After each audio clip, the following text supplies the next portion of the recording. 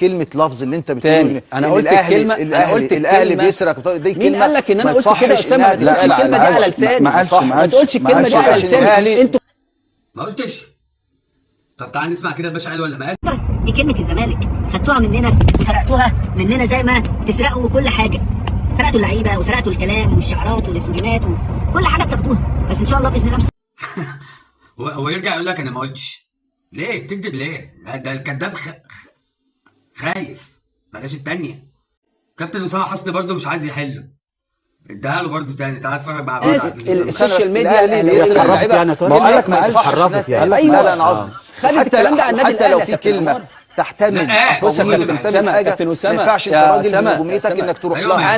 انا ما ينفعش. خلي بالك قيمه الاهلي وقيمه الزمالك قيمه كبيره. النادي الاهلي نادي كبير وانا عارف قيمته. غصب عنك. زي ما الزمالك كبير وانا عارف يعني قيمته. انت النهارده ما بتقصدش النادي الاهلي بس كده واحنا على الهوا دلوقتي بس كده. هي دي اهم حاجه. وانا لو اقصد النادي الاهلي هقول انا ما بخافش. لا بتخاف. لو انت مش خايف ما كنتش قلت انا ما قلتش. بس انت خايف يا صاحبي. بلاش كده يا كابتن طارق، بلاش كده. اخر الحلقه لو عجبتكم حط لايك وما تنساش الاشتراك في القناه، ولو عايز تسالني على اي حاجه سيبها في الكومنت، وفي الختام بقول لك سلام.